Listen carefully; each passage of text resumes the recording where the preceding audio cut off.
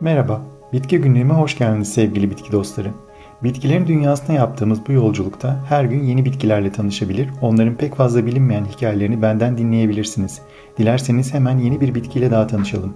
Şerbetçi otu ya da Latince adıyla Humulus lupulus, kenevirgiller yani Cannabacea familyasından Kuzey Yarımküre'nin ılıman ve soğuk iklim kuşağına özgü, sıklıkla orman ve nehir kıyılarında görülebilen çok yıllık otsu ve sarılıcı bir bitki türüdür. Eskiden dutgiller yani Moraceae ailesinin bir üyesi olarak kabul edilen şerbetçi otunun tarihte 9. yüzyıldan itibaren tanındığı biliniyor. Fakat bitkinin bira yapımında kullanımı bu işlemi ilk kez keşfeden Alman Benediktin rahipleri tarafından 12. yüzyılda popülerlik kazanmıştır. Bitkinin bira üretiminin merkezi olan Almanya'nın Hallertau yöresinde ilk defa kültüre alınarak yetiştirildiği ve buradan da tüm dünyaya yayıldığı düşünülüyor.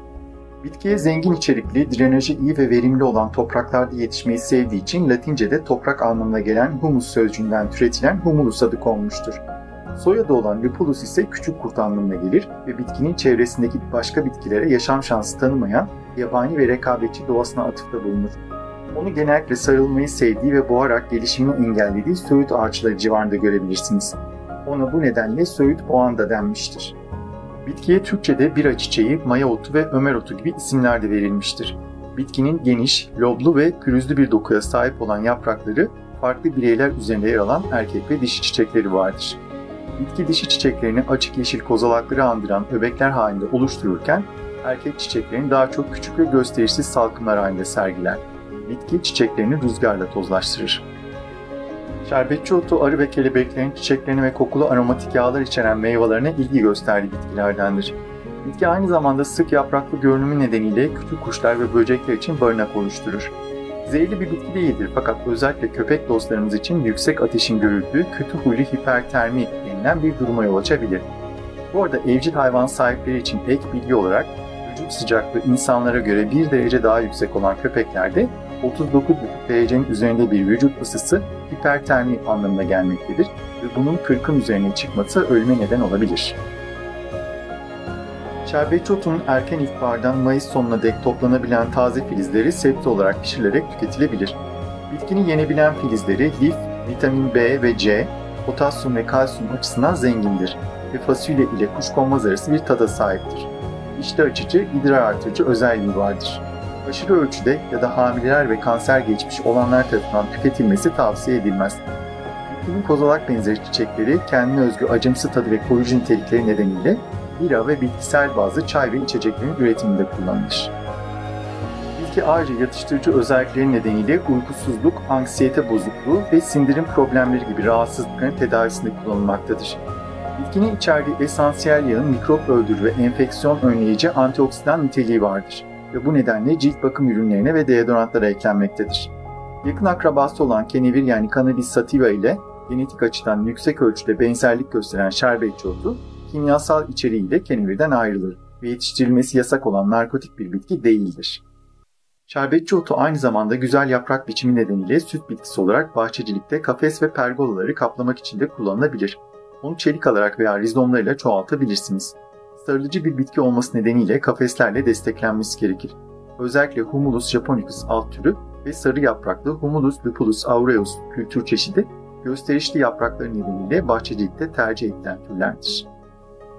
Bitki 10 metre kadar bir boya ulaşabilir ve ortalama 20 yıl kadar yaşar. Mildiyo hastalığından korunmalıdır. Bol ışık almayı tercih eden bir bitki olduğundan gölgede yeterince gelişemez. Kuraklık ve yüksek sıcaklıkların görüldüğü yerlerde yetiştirilemez. Permakültür yani doğayla iç içe yürütülen sürdürülebilir bahçecilik uygulamaları için uygun bir bitkidir. Bira üretimi açısından değerli olan Cascade, Saaz ve Hallertauer kültür çeşitleri ise çeşitli ödüller kazanmıştır. Bitki otçul hayvan yemi, ekmek mayası, doğal boya, tekstil, kağıt ve kompost üretimi için de kullanılabilir. Şerbetçi otu dünyada özellikle Almanya, Amerika Birleşik Devletleri, Çek Cumhuriyeti ve Çin'de yetiştirilir. Hasadı yaz sonunda yapılan şerbetçi otu dünyada yıllık 120 bin metrik tonu aşan bir üretim hacmine sahiptir. Şerbetçi otu bolluk, bereket, keyif ve rahatlama gibi kavramları temsil ederken çiçeklerin dilinde ise aşkın tüm engelleri aşması ya da adaletsizlik gibi anlamlar taşır. Rüyada şerbetçi otu görmenin yaklaşan bir kutlamaya veya dinlenme ihtiyacına işaret ettiğine inanılır. Şerbetçi otu bira ile ilişkili olan Oktoberfest gibi festivallerin sıklıkla dekoratif amaçlı olarak kullanılan resmi çiçeğidir. Eski bir Bavyera efsanesi genç bir çiftçinin tamamen tesadüfen bu bitkinin çiçeklerini kullanarak bira üretimini keşfettiğini ve böylece köyünü açlıktan kurtardığını anlatır. Bu sebeple de şerbetçi otunun değerini vurgulamak için ona yeşil altın denmiştir. Eski bir inanışa göre derin ve kesintisiz bir uyku için yastığınızın altına bir kese içinde şerbetçi otu yaprakları koyabilirsiniz.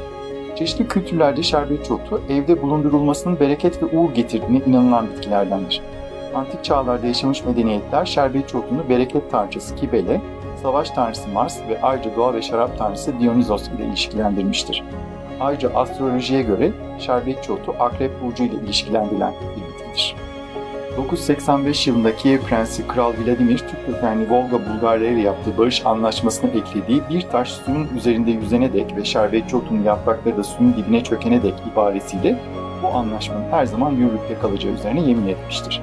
Rusya'da eski bir geleneğe göre evliliğe neşe, bolluk ve keyif getirmesi için bitkinin yapraklarıyla gelin tacını süslemek de adettenmiş.